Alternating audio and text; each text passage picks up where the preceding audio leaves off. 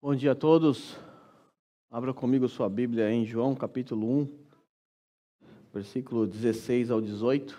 Esse é o texto que nós meditaremos nessa manhã, dando sequência nessa série de exposições no Evangelho de João.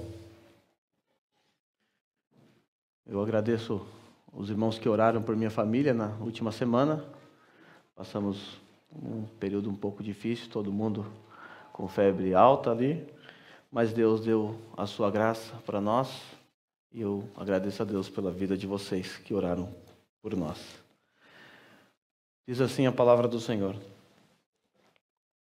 todos recebemos da sua plenitude graça sobre graça, pois a lei foi dada por intermédio de Moisés, a graça e a verdade vieram por intermédio de Jesus Cristo. Ninguém jamais viu a Deus, mas o Deus unigênito que está junto do Pai o tornou conhecido. Pode tomar o teu assento.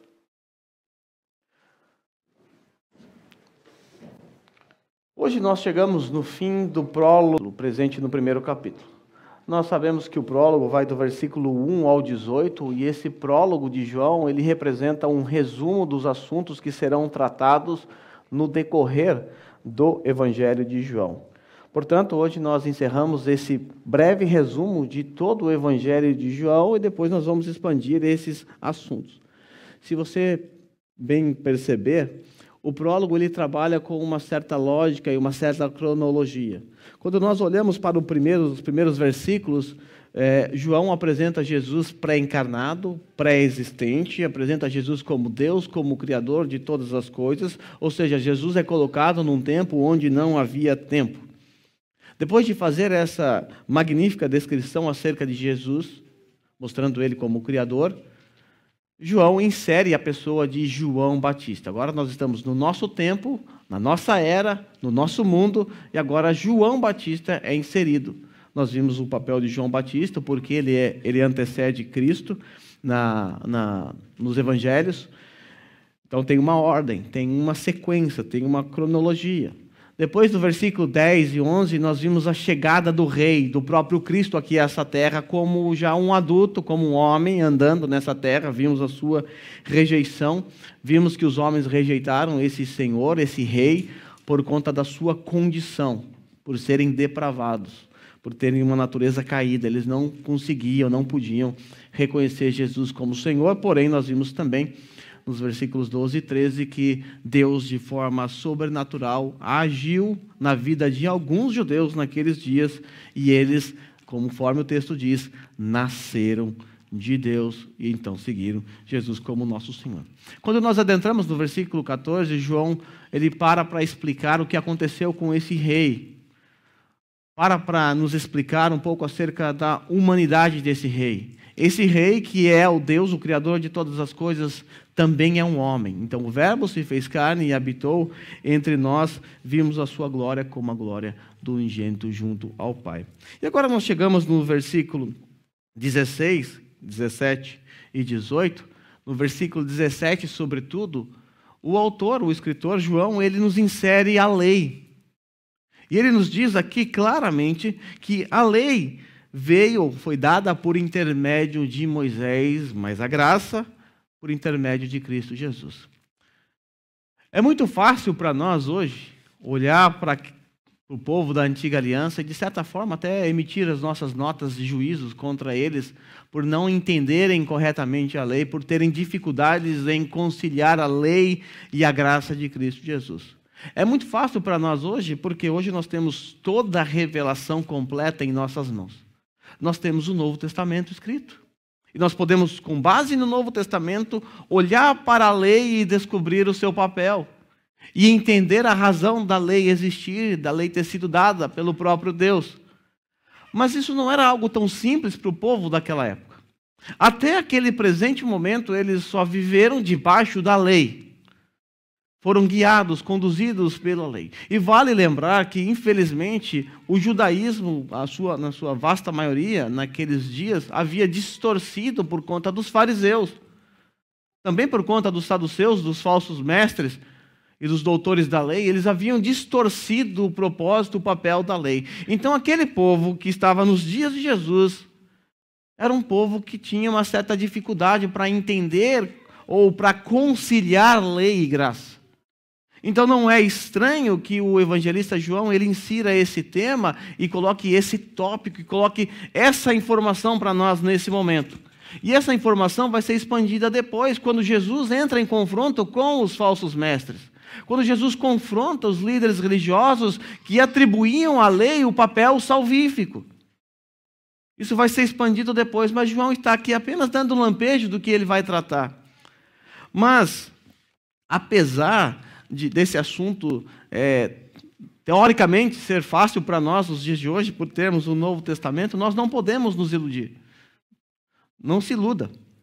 Hoje, muitos cristãos ainda encontram dificuldades em conciliar lei e graça. Na cabeça da maioria das pessoas hoje, elas pensam assim: lei, Antigo Testamento, graça, Novo Testamento, como se a lei fosse própria do Antigo Testamento e como se não houvesse lei no Novo Testamento, como se os cristãos da Nova Aliança não tivessem nenhum relacionamento com a lei. Também acreditam esses que no Novo Testamento não há a presença da lei, assim como na Antiga Aliança não há a presença da graça. Essas pessoas, elas se esqueceram que a graça já está presente lá nos primeiros capítulos da Bíblia. Em Gênesis 3,15, nós temos ali o pacto da graça sendo prometido. Quando Deus, através do descendente daquela mulher que viria para esmagar a cabeça da serpente, é anunciado como aquele que chegaria a esse mundo em um determinado momento para resolver o problema causado por Adão. Isso é pura graça. Mas havia no Novo Testamento um debate acerca de como conciliar lei e graça. Quando nós olhamos, por exemplo, para Atos capítulo 15, nós percebemos uma grande confusão acerca desse tópico, acerca desse tema. Foi necessário convocar um concílio, o primeiro concílio da igreja, para tratar exatamente sobre esse ponto. Eu quero que você preste bastante atenção, lá em Atos capítulo 15, para você ver o que os judeus que haviam crido em Cristo estavam propondo. Veja que absurdo da nossa ótica hoje. Mas da ótica deles era apenas uma dúvida que eles tinham ou uma convicção que eles tinham. Repito, eles não tinham o Novo Testamento escrito. Então não os condene. Agora, se você, ainda com o Novo Testamento em suas mãos, você ainda tiver dúvida sobre esse assunto, fizer confusão na sua cabeça, a culpa é sua. Não é da palavra de Deus. Mas aquele povo, eles ainda tinham vamos assim dizer, um álibi, uma desculpa. O Novo Testamento não estava em suas mãos. E ainda eles contavam com os fariseus que distorciam tudo, né? Após alguns homens descerem da Judéia para Antioquia, esses que desceram, passaram a ensinar aos irmãos. Olha o que eles ensinavam. Se vocês não forem circuncidados conforme o costume ensinado por Moisés, não poderão ser salvos. Eles estavam dizendo, esses aqui, que para você ser um cristão, primeiro você tem que ser um judeu. Primeiro você tem que passar pela circuncisão, ou seja, você tem que obedecer à lei de Moisés. Do contrário, não poderão ser salvos. Veja que havia uma mentalidade errada com relação à lei. Para os tais, a obediência ou a desobediência da lei acarretava na sua condenação. E assim como a obediência à lei lhe dava a sua salvação. Em partes, eles estavam corretos. A desobediência à lei, sim, acarreta na sua condenação, mas a obediência à lei não acarreta na nossa salvação, porque a lei não foi dada para esse fim. Indo para a parte final desse trecho, diz assim: então se levantaram, depois de todas as discussões, de chegar num acordo, então se levantaram alguns do partido religioso dos fariseus que haviam crido. Eles acreditaram em Cristo, entenderam que Cristo era o Messias, era o Rei, mas veja que havia uma confusão na mente desses aqui. Eles disseram: é necessário circuncidá-los e exigir deles que obedeçam à lei de Moisés. Um problema próprio dos primórdios da história da igreja e que persistiu e continuou em todo o Novo Testamento. Quando nós olhamos para Gálatas, capítulo 2, do versículo 15 ao 16, nós vemos que ali na igreja da Galácia havia esse problema de forma bem acentuada. O que ocorreu é que falsos mestres judaizantes se intrometeram no seio da igreja e começaram a ensinar exatamente isso. Vocês precisam obedecer à lei para serem salvos. Precisam primeiro se tornar um judeu, passar pela circuncisão. Do contrário, vocês não serão justificados. E aí nós temos aquela cena estranha, aquela reação hipócrita da parte de Pedro. Pedro era um judeu que tinha problema com os gentios, ele tinha dificuldade em aceitar os gentios, mas ele teve aquela visão do lençol, que você conhece muito bem. Ele entendeu que Deus estava então separando os gentios e que os gentios deveriam também fazer parte disso. Então ele vai até lá, a casa de Cornélio e tudo mais, você conhece muito bem a história. Então Pedro entendeu. Mas Pedro vai então lá para a região lá da Galácia. De repente ele está lá, tranquilão, pomposo, sentado com os gentios, afinal, não há problemas em se sentar à mesa com o gentio. Deus purificou tudo. E está lá ele sentadinho, bonitinho. De repente chegam os da parte de Tiago, os crentes de Jerusalém, da congregação de Jerusalém. E esses eram judeus que haviam se convertido. Quando Pedro vê a porta se abrindo e os de Tiago entrando, o que ele faz? Hipocritamente, ele se afasta daqueles irmãos e se assenta com os judeus. Aí Paulo não pode deixar barato. E Paulo então exorta Pedro fortemente por conta dessa sua atitude. Porque para Pedro, aliás, para os judeus naquela época, havia uma distinção entre judeus e gentios por conta da lei. A lei tornava os judeus superiores aos gentios. A lei, os profetas e tudo mais. E aí Paulo diz algo muito interessante. A resposta de Paulo a Pedro foi muito interessante. Diz assim: nós, judeus de nascimento, não gentios pecadores. Veja como Paulo começa. Paulo diz assim: nós, eu Pedro, eu Paulo, e os demais judeus que estão aqui, nós, judeus de nascimento. Ele estava se colocando numa posição muito elevada. Uma posição que trazia orgulho. Então, Paulo e os judeus, então, se colocaram numa posição de destaque. Judeus de nascimento, descendentes de Abraão. Não gentios pecadores. Nós não somos gentios pecadores. E aí, o Paulo, ele joga os gentios lá na lama. Chamar alguém de pecador naqueles dias era algo terrível. Lembra que Jesus foi acusado de comer com publicanos e pecadores? Era uma forma pejorativa. Então, Paulo, o que ele está fazendo? Ele falou assim: nós estamos aqui nessa posição de destaque, nós somos judeus, nós somos descendentes de Abraão, é verdade? Os gentios, pecadores, os miseráveis aí. Aí Paulo continua. Ele faz esse balanço e diz assim: sabemos, nós judeus, que cremos em Cristo, sabemos que ninguém é justificado pela prática da lei. Aquilo que distinguia, então, os dois, já começa aqui a ruir. Ninguém é justificado pela prática da lei, mas mediante a fé em Jesus.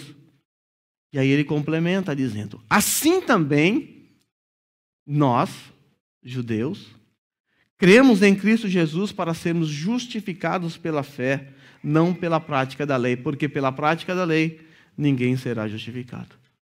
Veja o que Paulo fez. Paulo equiparou os dois grupos. Por quê? O judeu, é verdade que ele é descendente de Abraão, tem seus privilégios, mas o que o judeu precisa para ser justificado? Não é obedecer à lei. Ele precisa crer em Cristo Jesus. É mediante a fé em Cristo Jesus. E o gentio precisa da mesma coisa. Ou seja, judicialmente ou legalmente, o judeu e o gentio estão na mesma posição. Paulo iguala os dois. Por quê que ele precisou fazer isso? Porque na região da Galácia, falsos mestres se introduziram no seio da igreja e começaram a disseminar falsas doutrinas. 2000 anos se passaram desde que o Novo Testamento se encerrou. E esse problema persiste ainda hoje. Cristãos querendo voltar para o judaísmo, porque acham que encontram ali uma luz melhor. Acham que encontram no judaísmo um complemento. Algumas pessoas encontram dificuldades com relação à lei. E quando nós pensamos em relação à lei, nós podemos cair em dois erros. Podemos ser antinominianos, ou seja, contrários à lei, rejeitar a lei abertamente, dizer que nós não temos nada a ver com ela, que ela é coisa do Antigo Testamento, que agora é só graça. Ou nós podemos ser legalistas. Acreditar que a lei deve ser obedecida para que você seja salvo. Se você pensa assim, você não é diferente de um fariseu. Hoje nós percebemos à nossa volta várias igrejas que estão voltando para práticas judaicas.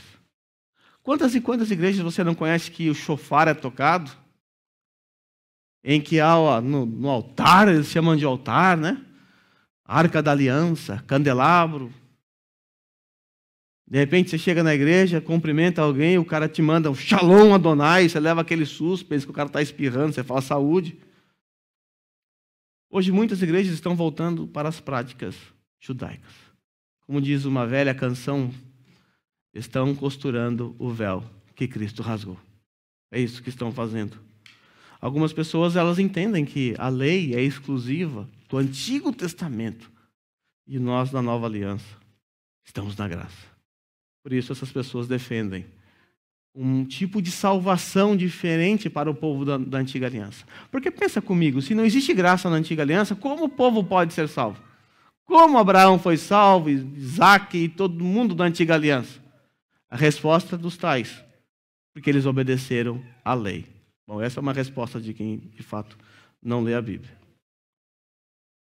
O Evangelho já estava presente na Antiga Aliança, como eu disse. Paulo, em Gálatas, capítulo 3, versículo 8, diz algo fantástico. Prevendo a Escritura que Deus justificaria os gentios pela fé, anunciou o Evangelho a Abraão. Olha que coisa linda. Por meio de você, todas as nações serão abençoadas. Fala, mas o que é isso? Você falou que era o Evangelho, está falando que vai abençoar? Calma. Isso se cumpriu na pessoa de Jesus no versículo 14. Isso para que em Cristo a bênção de Abraão chegasse também aos gentios para que recebessem a promessa do Espírito mediante a fé. Deus pré-anunciou o Evangelho a Abraão. Então a lei estava presente na Antiga Aliança, assim como está presente no Novo Testamento. Eu quero tratar com vocês sobre lei e graça, Moisés e Jesus, que são os dois personagens que aparecem no texto que nós estamos estudando. É importante entender, irmãos, que a lei foi revelada por meio de Moisés, o Evangelho foi revelado por meio de Jesus Cristo, e que a lei e a graça são os necessários para a nossa justificação, para a nossa salvação. E essa ordem que está aí não pode ser invertida. Essa ordem tem que ser mantida. Primeiro vem Moisés, depois vem Cristo. Cronologicamente foi assim também.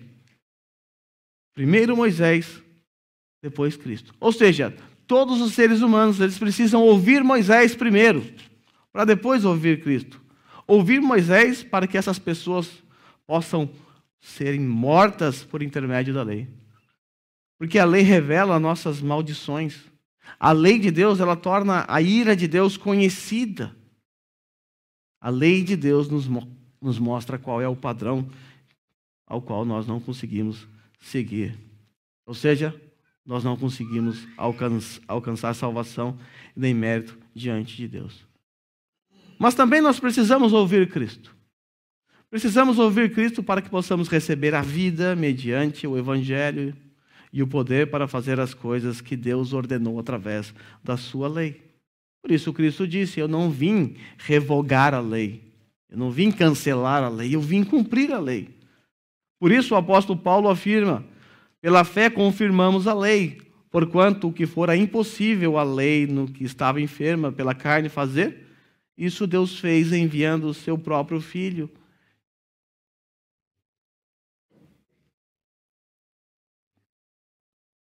Cristo, por sua vez, ele nos restaurou a graça de Deus e ele próprio realizou aquilo que fora prometido anteriormente. A vida eterna foi prometida e isso foi abundantemente realizado por Cristo na nova aliança.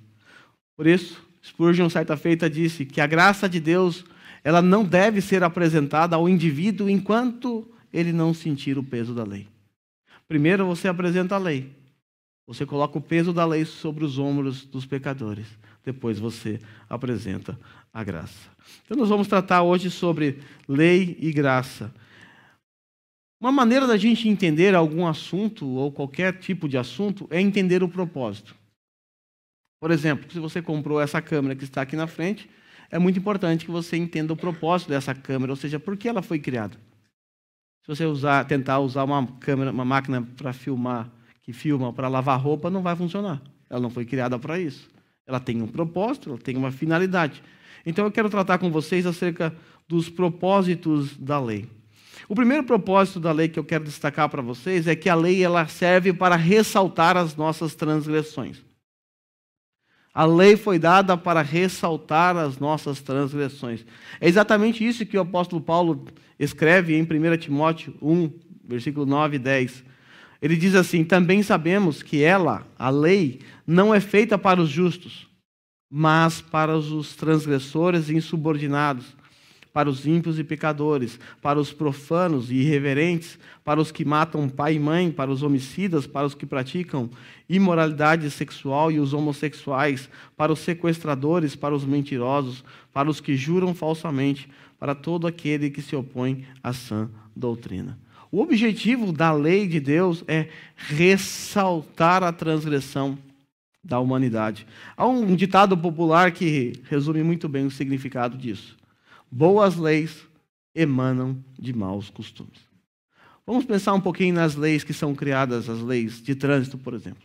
Para que servem as leis de trânsito? Você acha que as leis foram criadas porque os motoristas são muito bons?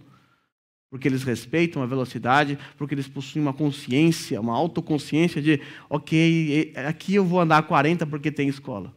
Eu acho que virar aqui não é uma boa ideia porque a rua é estreita, que vai passar só um carro. Acho que é uma boa ideia agir assim. É óbvio que não.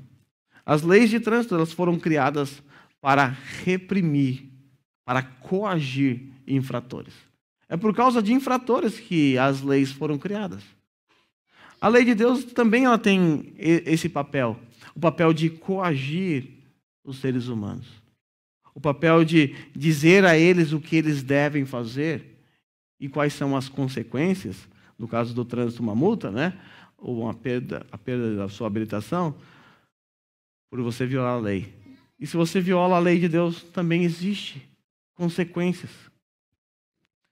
Esse propósito de ressaltar a transgressão é muito claro nos escritos de Paulo, por exemplo. Lá em Romanos capítulo 5, versículo 20, Paulo diz assim: a lei foi introduzida para que a transgressão fosse ressaltada.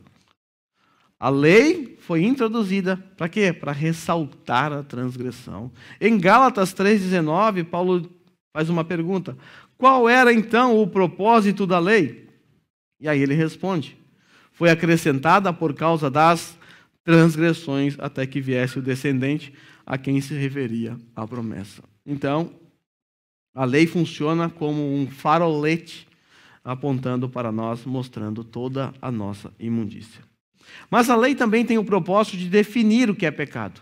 É a lei que define. Não há crime algum sem que a lei assim o defina. Isso está, inclusive, na nossa Constituição. A lei é que define o que é pecado. A lei de Deus é que define o que é errado. Romanos 7,7 diz assim: o que diremos então? A lei é pecado? De maneira nenhuma. De fato, eu não saberia o que é pecado, a não ser por meio da lei. Pois, na realidade, eu não saberia o que é cobiça se a lei não dissesse, não cobiçarás. Então, a lei, ela define o que é pecado. E nós sabemos que pecado, em suma, é toda transgressão contra Deus. Qualquer tipo de transgressão. 1 João 3,4 diz assim: todo aquele que pratica o pecado transgride a lei. De fato, o pecado é a transgressão da lei.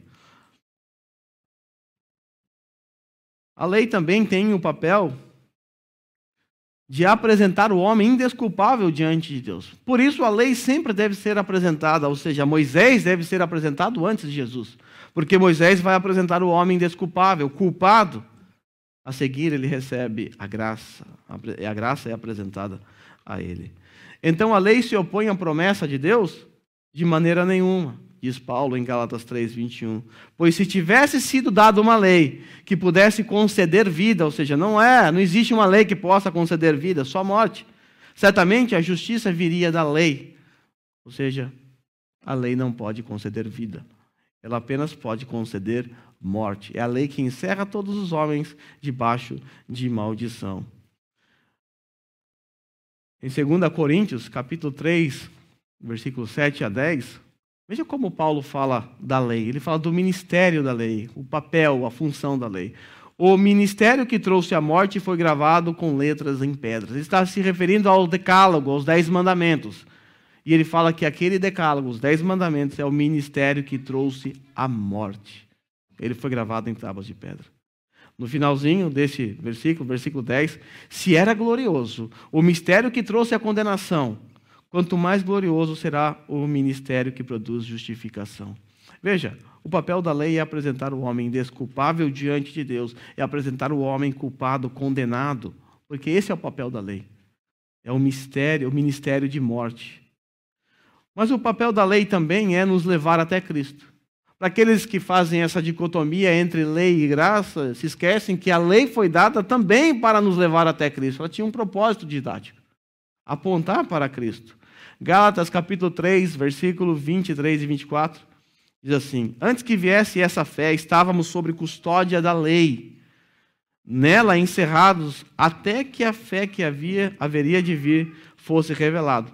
Assim, a lei foi nosso tutor, aquele que nos conduziu, aquele que nos preparou até Cristo, para que fôssemos justificados pela fé. Agora, porém, tendo chegado à fé, já não estamos mais debaixo desse controle do tutor. Por essa razão, Hebreus 10:1 claramente diz que a lei traz apenas a sombra dos benefícios que hão de vir e não a sua realidade. A lei apenas apontava para uma outra realidade. Era uma sombra que apontava para Cristo. Também a lei, ela serve como um guia para a nossa santificação processual. A lei, ela não tem o poder de nos santificar. Isso é obra do Espírito Santo. Faz parte do ministério do Espírito Santo. Nós nos santificamos à medida que Ele age em nós através do Evangelho, através da sua palavra. A lei apenas apresenta o padrão de comportamento que deve ser exigido dos filhos de Deus. Apenas isso. Ela fornece a nós normas para que a gente se enquadre e assim cresça em santidade. Há um tempo atrás eu li algo que eu achei interessante. A lei nos conduz a Cristo para a salvação. Cristo nos conduz à lei para a santificação. Veja como graça e lei trabalham em conjunto. A lei, ela nos condena, então ela nos leva até Cristo. Você chega desesperado. Uma vez que você chega aos pés de Cristo, Ele te conduz à lei para a santificação. Esse é o caminho. Tá bom. Ficou claro para você que a lei tem um papel. A lei tem uma razão de existir, ela tem um fundamento. Mas eu tenho uma dúvida. Nós devemos cumprir toda a lei? Todinha. Bom, tem algumas leis que você certamente vai olhar e vai falar assim, não dá para cumprir isso aqui. Você deve ter percebido que em nenhum momento aqui no nosso culto, nós matamos um animal, derramamos o sangue. Vocês viram que eu não estou com a minha roupa sacerdotal. Por exemplo, tem uma lei que diz que se o seu filho for contumaz e rebelde, você tem que levar para fora da cidade e ele deve ser apedrejado até a morte. Já pensou? Você já percebeu que existem algumas leis que a gente não deve seguir? Mas quem que define? Como definir o que seguir ou não? Ou seja, unidunité, salameninguê, isso aqui eu vou seguir, isso aqui. Como é que a gente faz para definir o que da lei deve ser obedecido pelos cristãos? A princípio, eu tenho que dizer algo para vocês muito importante. Toda a lei precisa ser cumprida. Guarde isso. Acordaram aí? Toda a lei precisa ser cumprida. É o que Deus exige. Só que nós vamos descobrir que existem elementos da lei que já foram cumpridos em Cristo Jesus. Isso nos ajuda a entender o que da lei não estamos sujeitos. O que define se uma lei é aplicável hoje ou não? O seu aspecto. O aspecto da lei. E quando nós falamos em aspectos, nós podemos dividir a lei de Deus em 3 aspectos. O primeiro aspecto é o aspecto cerimonial. Você deve ter percebido na palavra de Deus que existem algumas leis voltadas para a cerimônia ou a religião de Israel. Por isso são chamados de leis cerimoniais. Essas são leis que foram dadas por Deus a Moisés com a finalidade de normatizar a adoração do povo da antiga aliança. Sacrifícios, os holocaustos. A grande questão é que todas essas leis elas tiveram seu cumprimento em Cristo. Então, as leis cerimoniais, como eu acabei de dizer, todas elas precisam ser cumpridas, elas de fato foram cumpridas na pessoa de Cristo. Cristo, ele é o verdadeiro sumo sacerdote. Cristo é o verdadeiro tabernáculo. Versículo 14 de João diz que o verbo se fez carne e tabernaculou entre nós. E tabernáculo representa a presença de Deus. Deus tabernaculou entre nós. Ele é o verdadeiro tabernáculo, ele é o verdadeiro Cordeiro de Deus que tira o pecado do mundo. Tudo da religião de Israel apontava para Cristo. Tudo da antiga aliança teve seu cumprimento em Cristo Jesus no que diz respeito às cerimônias. Tem um texto que é um pouco longo, mas ele é muito elucidativo. Ele por si só explica esse ponto. Hebreus capítulo 9, do versículo 1 ao 10. Veja que interessante, vamos ver por partes. Ora, a primeira aliança tinha regras para adoração, leis cerimoniais, e também um tabernáculo terreno. Foi levantado um tabernáculo na parte da frente, chamado Lugar Santo, estando o candelabro, a mesa e os pães da presença. Por trás do segundo véu havia uma parte chamada Santo dos Santos, onde se encontrava o altar de ouro para o incenso, a arca da aliança, totalmente revestidos de ouro. Nessa arca estava o vaso de ouro contendo maná e a vara de Arão que floresceu, e também as 2 tábuas da aliança. Acima da arca estavam os querubins da glória, que com sua sombra cobriam a tampa da arca. A respeito dessas coisas não cabe falar agora detalhadamente. Tá? Isso aí está escrito aqui, não é minha explicação, não. Estando tudo assim preparado, os sacerdotes entravam regularmente no lugar santo do tabernáculo para exercer seu ministério.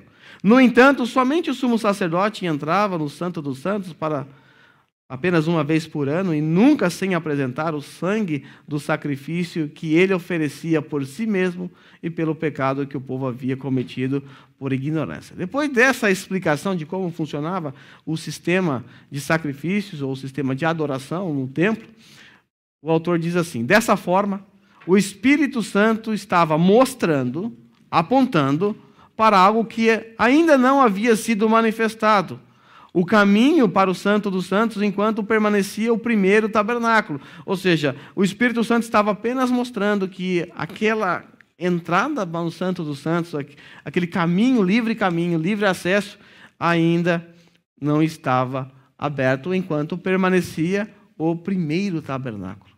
Enquanto o segundo tabernáculo não adentrasse a esse mundo, enquanto o véu não fosse rasgado. E ele diz assim: isso é uma ilustração para os nossos dias, indicando que as ofertas, os sacrifícios oferecidos não podiam dar ao adorador uma consciência perfeitamente limpa.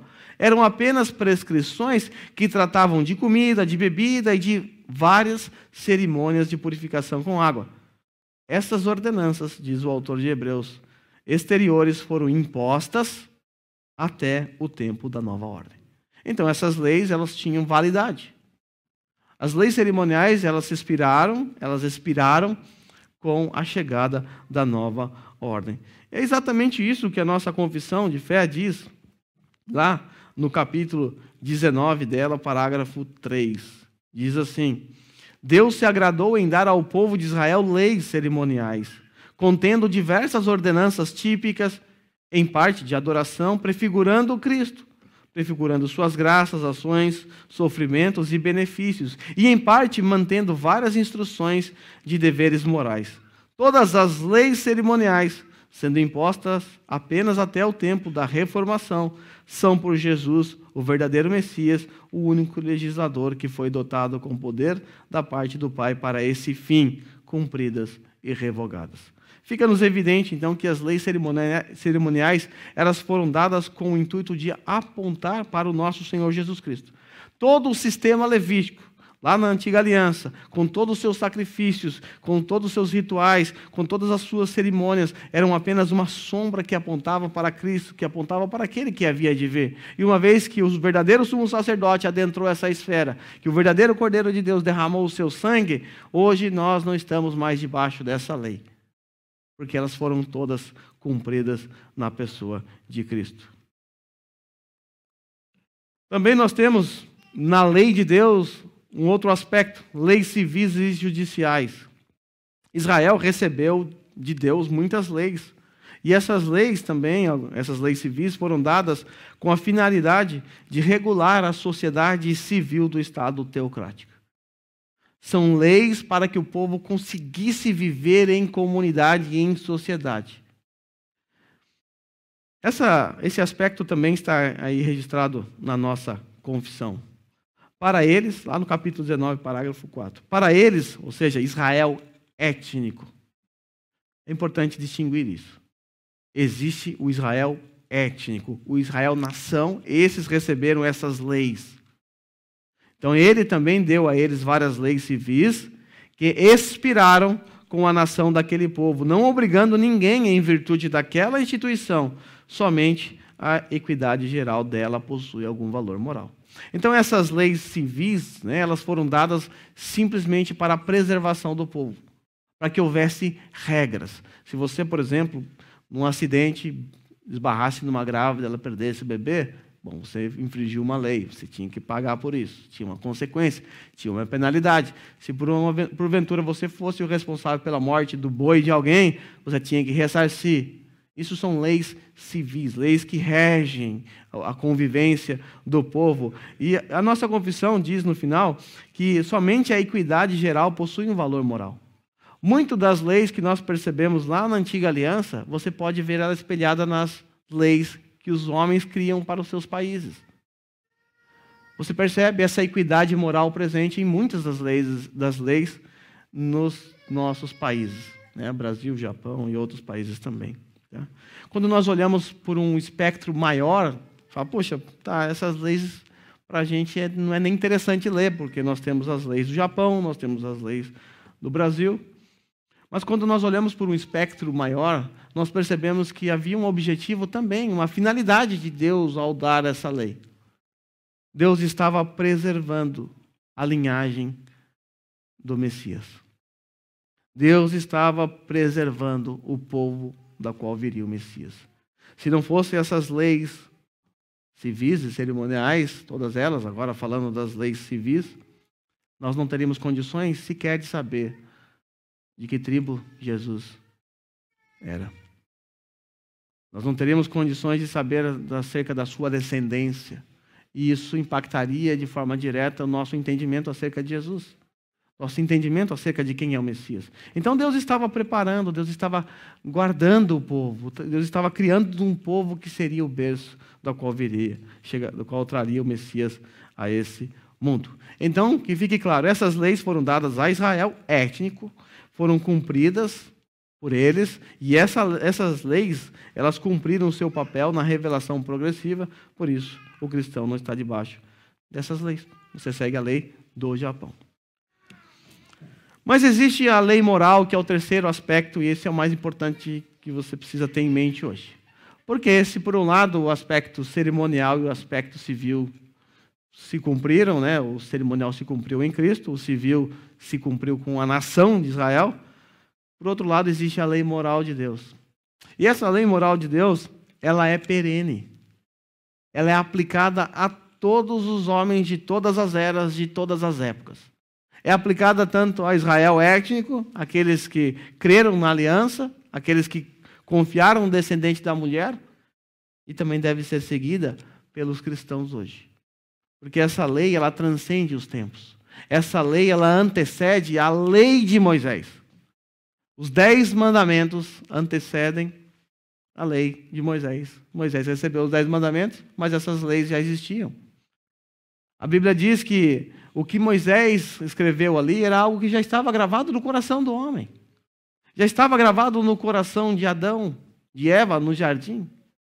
A lei moral de Deus foi gravada no coração do homem. Mais tarde, foi preciso registrar em pedras. Simples assim. Mas esses mandamentos, conhecidos como Decálogo, se aplicam a nós perfeitamente e será aplicado a nós por todos sempre, por conta da perenidade dessa lei. Deixa eu mostrar para vocês esse versículo interessante, aqui, esse trecho da nossa confissão. A mesma lei que primeiramente foi escrita no coração do homem, continuou a ser a regra perfeita de justiça após a queda. Posteriormente, essa lei foi entregue por Deus no Monte Sinai, em 10 mandamentos e escrita em 2 tábuas. Os 4 primeiros mandamentos contêm nosso dever para com Deus e os outros 6 nosso dever para com o homem. Foi isso que Paulo registrou em Romanos capítulo 2, versículo 15. De fato, quando os gentios que não têm lei, preste atenção, praticam naturalmente o que ela ordena, tornam-se lei para si mesmo, embora não possuam lei, pois mostram que as exigências da lei estão gravadas em seu coração. Disso dão testemunho também a sua consciência e os pensamentos deles, ora acusando, ora defendendo. Paulo então nos diz que essa lei está gravada no coração do homem.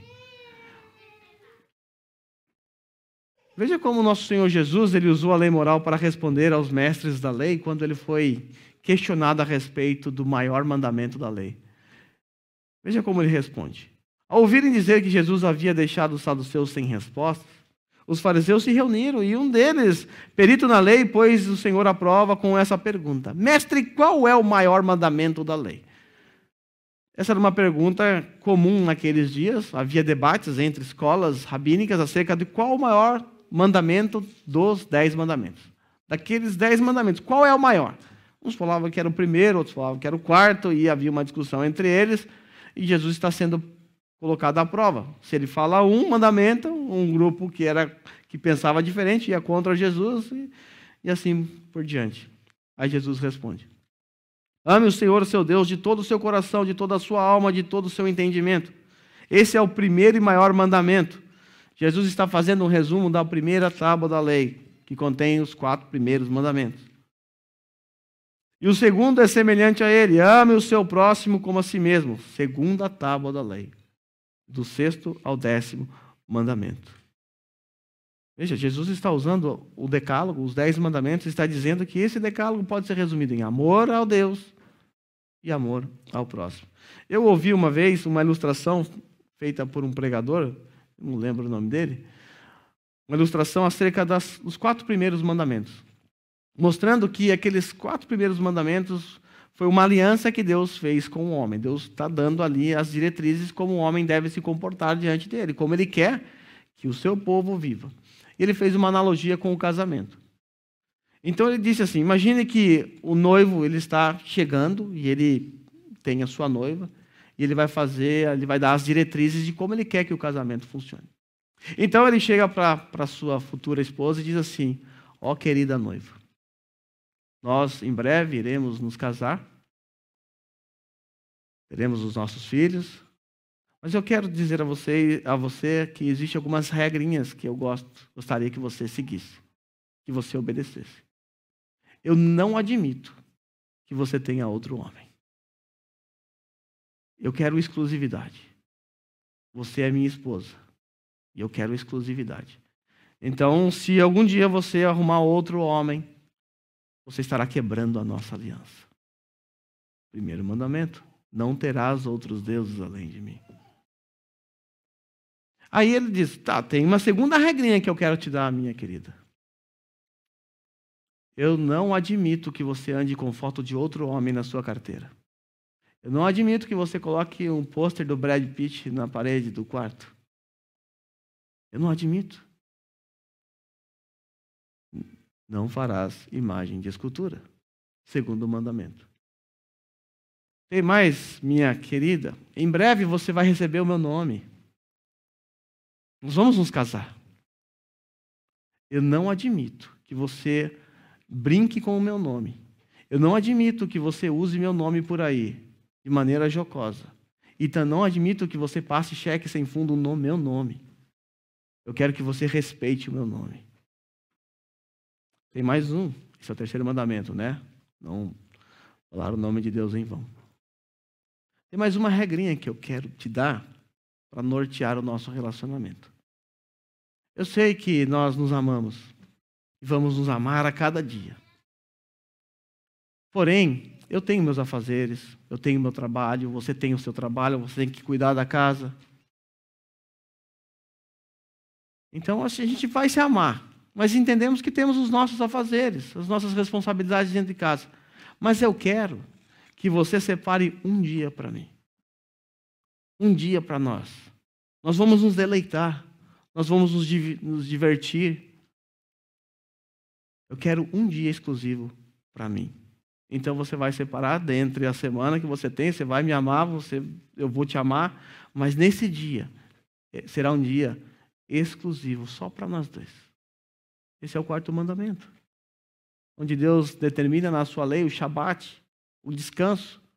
Um dia para o seu descanso e um dia para você se deleitar em Deus, em adoração com o povo da aliança.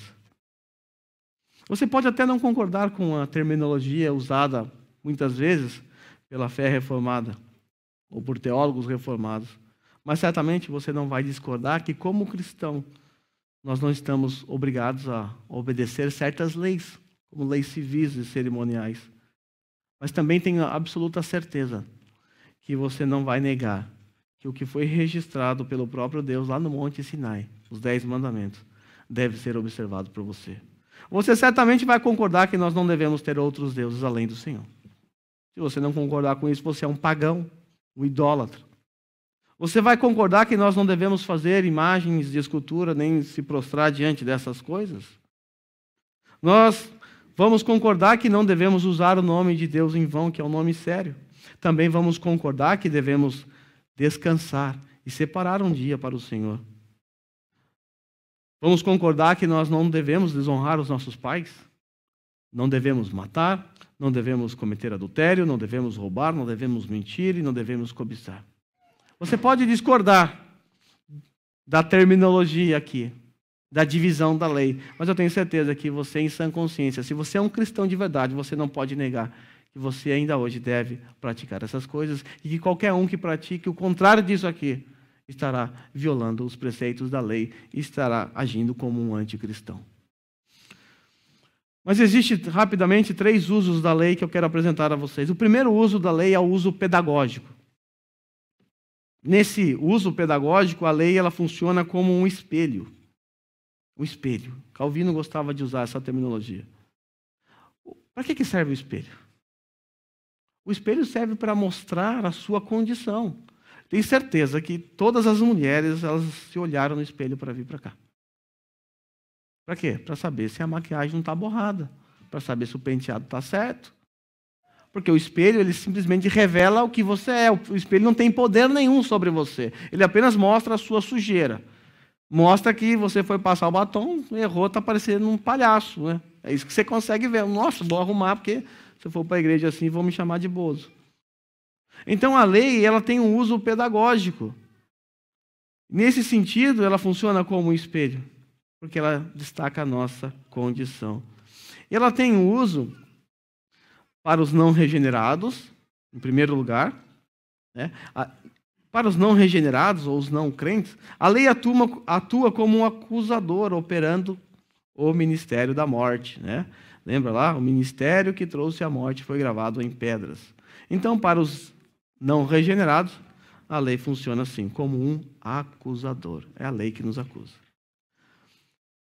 Para os eleitos que ainda não creram em Cristo, é eleito, mas ainda não chegou a sua hora, não creram em Cristo, a lei é um instrumento para mostrar a condição do mesmo, a fim de levá-lo até Cristo, a fim de fazê-lo pedir socorro, clamar por misericórdia. Nós usamos a lei no evangelismo para isso.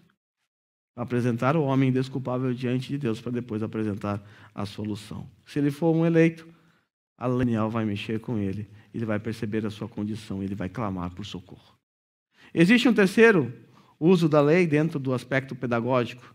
A lei para o crente regenerado, eu creio que a maioria aqui, a lei moral serve como padrão moral de santidade, aquilo que Deus exige de nós, aquilo que o noivo espera da sua noiva quando casar. Existe também o uso didático.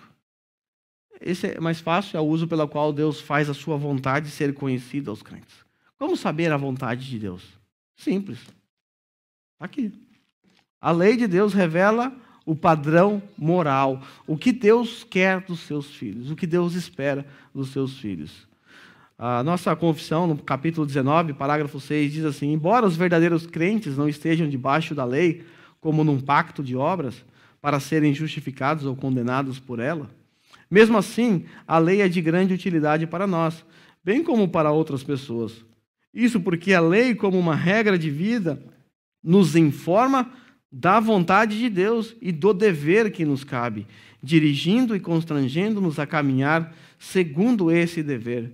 A lei também descobre as contaminações pecaminosas da natureza humana, dos corações e das vidas, para que nos examinemos na lei e assim venhamos a ter uma maior convicção, humilhação e ódio pelo pecado, além de uma visão mais clara da nossa necessidade de Cristo e da perfeição da obediência de Cristo. Esse é o papel da lei, é o seu uso didático. Ela nos informa qual é o padrão, ela nos constrange, porque quando nós sabemos o padrão, quando nós temos uma medida, nós, por vezes, descobrimos que estamos fora dessa medida, então nós nos sentimos constrangidos e assim nos arrependemos e voltamos para Cristo. Existe também o uso político-civil, ou civil-político.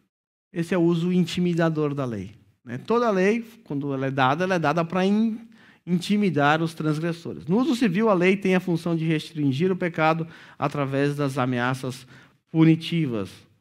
Se você violar, existem punições que vai cair sobre a sua cabeça. Isso é desde o começo assim. A lei, então, funciona como um freio moral.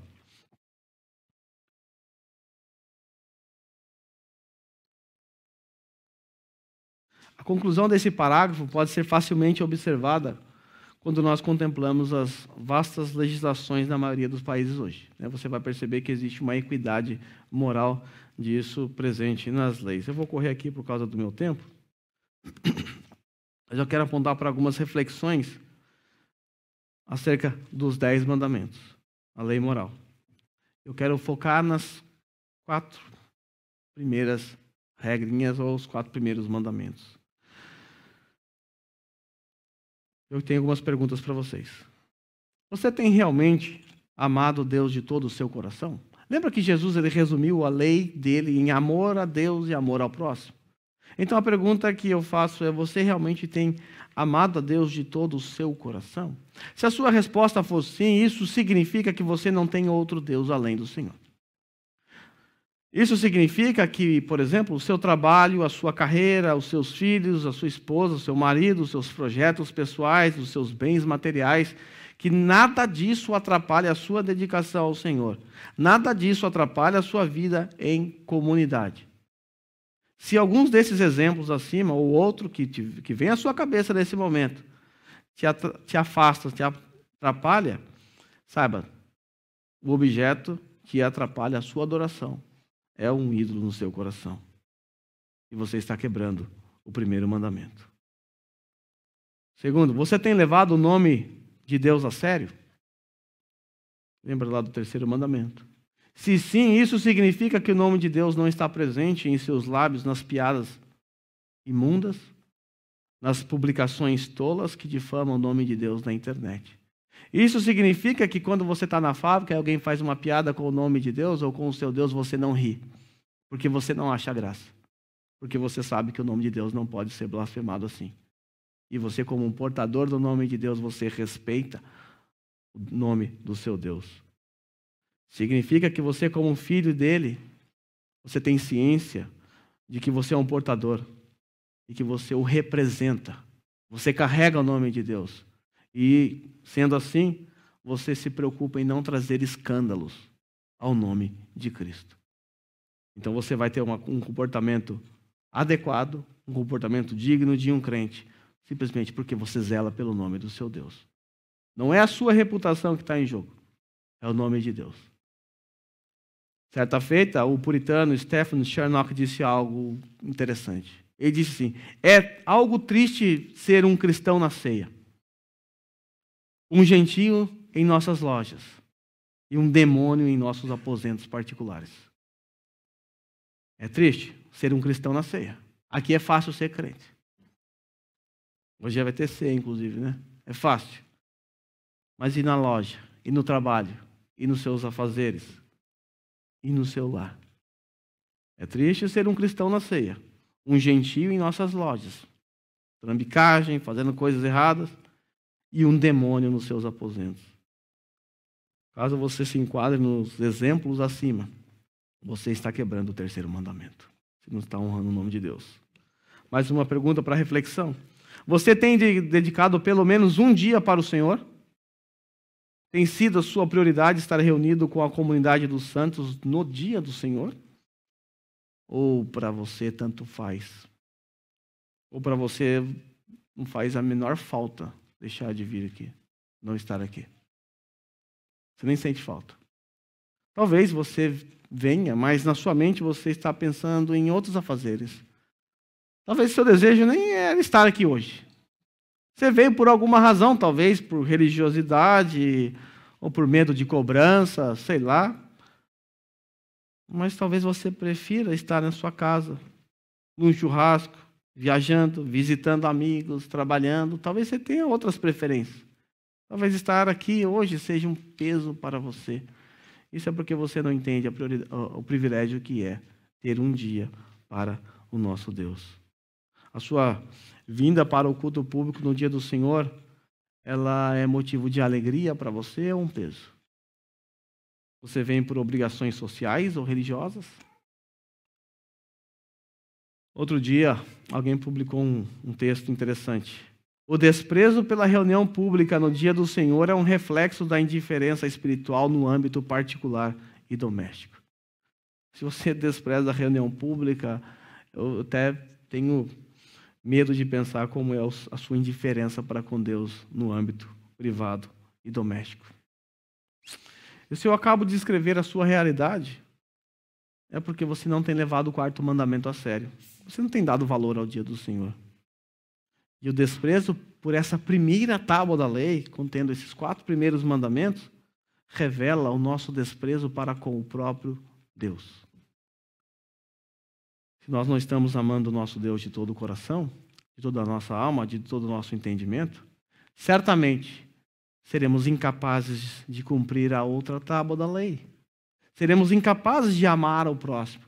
Veja bem, você é incapaz de amar um Deus que é perfeito, que é moralmente correto. Quais seriam as chances de você amar pessoas como eu, que sou pecador, que sou falho? Qual é a chance de você conseguir amar outros pecadores, esses que estão à sua volta aí? Mínima, né? Você não consegue amar a Deus, que é perfeito. Como você vai amar o próximo, que é imperfeito? Que o Senhor nos capacite a ter uma disposição mental para observar os seus mandamentos, não por obrigação. Se na sua cabeça assim, eu tenho que obedecer por obrigação, você está fazendo tudo errado. Você é apenas um religioso. Na melhor das hipóteses, um hipócrita. Não é por obrigação, é por prazer. O crente tem prazer na lei de Deus. Não é isso que o salmista fala? Tem prazer na lei de Deus. A lei não é um peso para nós. A lei não é um peso. A lei é prazerosa. Se você não crê em Cristo, a lei é um peso para você, sim. Mas se você crê em Cristo, não, ela é algo prazeroso para nós. Porque quando nós nos submetemos a ela, nós estamos nos adequando ao princípio, ao caráter moral do nosso próprio Deus. Que Ele nos ajude. Como a própria palavra de Deus diz, aquele que tem os meus mandamentos e os guarda, esse é o que me ama. Ter os mandamentos E guardar é sinônimo de amor a Deus. Não guardar os mandamentos é sinônimo de que eu não amo a Deus. É só você pensar o contrário. Então, lei e graça. Lei e graça. Deixa eu ler a vocês algo aqui. Meus amados, a lei de Deus é um grande dilúvio que teria afogado toda a humanidade de maneira mais horripilante que no tempo de Noé. A lei é um grande incêndio que teria queimado toda a face da terra, de maneira mais devastadora do que o fogo que caiu sobre Sodoma. A lei é um anjo severo com uma espada desembainhada, com sede de sangue e com a missão de matar. A lei é um grande carrasco que arrasa por completo as nações, é a grande mensageira que anuncia a vingança divina para o mundo. Meus irmãos, sem o Evangelho de Jesus Cristo, a lei nada mais é do que uma sentença de condenação que Deus troveja contra a humanidade. Para quem então serve a lei? Esta parece uma pergunta muito natural. Será que a lei poderá representar algum benefício para os homens? Será que o juiz que veste o talar preto do tribunal nos condena a todos? Será que este magistrado mor da justiça poderá ajudar na nossa salvação? Sim, ele pode. Bem, se você nunca se arrependeu, se jamais obedeceu ao seu Criador, dessa forma, cada passo que você deu na sua vida foi só um acréscimo aos seus delitos. Quando Deus soprou ar para dentro dos seus pulmões relutantes, você soprou de volta o veneno de sua rebelião contra Ele. Agora, como Ele deveria se sentir com respeito a você? Você simplesmente pisoteou os princípios da justiça com os seus próprios pés, e os seus pés são impuros. Você ergueu suas mãos cheias de armas venenosas contra o trono do Todo-Poderoso. Você rejeitou cada um dos princípios da justiça, do amor e da fidelidade. Isso porque você é inimigo de Deus. Você é um filho do diabo e você fez um pacto com o inferno. Será que Deus não deveria odiar você de todo o coração? Contudo, no meio da sua rebelião, o Senhor o tolerou.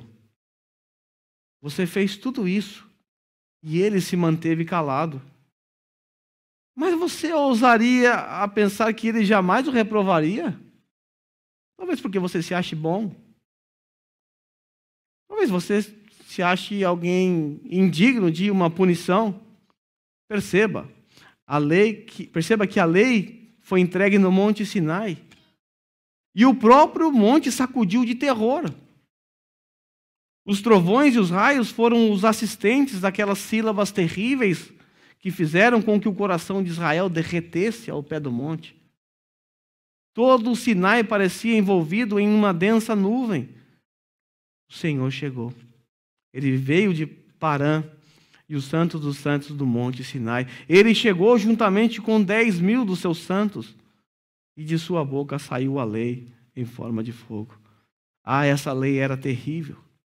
E mesmo quando foi entregue, e desde aquele momento, uma torrente de lava de vingança escorreu daquele monte para inundar, queimar e destruir toda a raça humana, caso Jesus não tivesse canalizado essa torrente terrível e ordenado que as ondas de lavas parassem imediatamente. Se você pudesse enxergar o mundo sem Cristo, simplesmente debaixo da lei, você veria um mundo em ruínas e um mundo com um selo negro de Deus, selado e carimbado para a condenação. Você veria uma humanidade que, se conhecesse a gravidade da sua situação, estaria se escondendo de vergonha, gritando sem parar de desespero. Você contemplaria homens e mulheres condenados, perdidos, arruinados, e das regiões celestiais vislumbraria um grande fosso que está cavado para os ímpios, no qual toda a terra seria atirada caso a lei fosse a nossa única alternativa e não tivéssemos o Evangelho de Jesus Cristo, nosso Senhor. Meus queridos, será que a lei de Deus não é suficiente para convencê-los do pecado? Sobre a mão do Espírito Santo de Deus, será que ela não os faz sentir-se culpados? Não os faz sentir que merecem a perdição? Não os faz sentir que vocês mesmos provocaram a ira implacável de Deus? Veja comigo. Vocês nunca quebraram os 10 mandamentos? Ao pé da letra, vocês nunca transgrediram? Quem dentre vocês sempre honrou o pai e a mãe? Quem? Quem dentre vocês falou sempre a verdade? Será que nunca levantamos falso testemunho contra o nosso próximo? Existe aqui alguém hoje que nunca fez um Deus para si e adorou? Ou o emprego, ou seus amigos, ou qualquer outra coisa mais do que o Senhor? Se você o fez, você adorou um outro Deus. Quem de vocês nunca cobiçou a casa do próximo? Ou o emprego dele? Ou alguma coisa que ele tenha? Todos somos culpados com respeito a cada letra desta lei. Todos nós transgredimos os mandamentos. E se realmente entendemos esses mandamentos e sentimos que eles nos condenam, eles farão algo muito útil por nós. Nos mostrarão o perigo que corremos e nos levarão direto para os braços de Cristo. Todavia, meus ouvintes, se mesmo assim vocês não sentem que essa lei os condena, porque julgam não ter quebrado a letra dela, certamente todos vocês violaram o espírito desta lei. Mesmo que você nunca tenha assassinado alguém, de acordo com a Bíblia, quem se ira contra o seu irmão é um assassino. A Bíblia diz, não adulterarás, contudo, de acordo com Jesus, ela quer dizer, qualquer que olhar para uma mulher para desejá-la já cometeu adultério com ela em seu coração. A lei diz, não tomarás em vão o nome do Senhor. Isso significa que devemos reverenciar Deus em todos os lugares, tendo esse temor diante dos nossos olhos, como honrar as suas ordenanças e, acima de tudo, caminhar em seu amor e temor.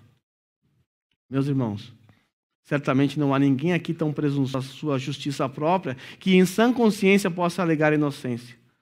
O espírito da lei nos condena. E é exatamente essa a sua utilidade. A lei nos humilha. A lei nos faz saber que somos culpados e desta forma somos guiados até o nosso Salvador. Meus irmãos, todo aquele que quebrou a lei de Deus está debaixo de maldição. A maldição da lei. Isso significa que se algum dia você cobiçou algo de alguém, simplesmente assim, algo assim, você já está debaixo da maldição da lei. E permanecendo nessa condição, um dia adentrará as portas de um lugar onde haverá choro e ranger de dentes. Mas se todos nós somos pecadores, como podemos nos livrar dessa maldição? Como nos livrar da maldição da lei? A verdade é que nós não podemos nos livrar. Nós não temos condições. Não há nada que possamos fazer para nos afastar dessa tenebrosa ira de Deus que paira sobre nossas cabeças. A não ser que alguém nos substitua recebendo toda a maldição da lei. E foi exatamente isso que o nosso Senhor Jesus Cristo fez. Cristo nos redimiu da maldição da lei quando se tornou maldição em nosso lugar. Está escrito, maldito todo aquele que for pendurado no madeiro. Gálatas 3:13. Cristo nos redimiu da maldição da lei. Certa feita, uma prima perguntou se a cruz era símbolo de bênção ou maldição. Eu respondi as duas coisas. Para Cristo, representou maldição. Para o crente, a mais sublime bênção celestial, porque foi na cruz que o preço da nossa redenção foi pago. Foi na cruz que o preço foi pago. Sangue do nosso Senhor. Olha para o texto. Ele nos redimiu. Ele nos comprou. Ele nos tirou da maldição da lei. Ou seja, Ele pagou um alto preço para remover de nossas cabeças a maldição da lei. Na morte de Cristo, então, nós somos lembrados que as nossas ofensas nos lançam debaixo de maldição. E somos lembrados que um precioso sangue foi pela graça derramado em nosso favor. Meus irmãos, nesse momento vamos solenemente celebrar a ceia do Senhor. Eu quero que você tenha em mente esse texto, que você tenha em mente essas verdades. Quero que você saiba que você era um pecador miserável que estava debaixo da maldição, mas por causa de um sangue que será representado por um dos elementos, você alcançou graça. Você foi redimido. A maldição foi removida da sua cabeça. Por quê? Ele se fez maldito no seu lugar. Nesse momento solene, nós seremos então diante desses elementos, lembrados que nós fomos que a ira de Deus foi afastada de nós, porque Cristo nos redimiu da maldição da lei, se tornando maldito no nosso lugar e indo para o madeiro. Por isso, maldito todo aquele que é pendurado no madeiro.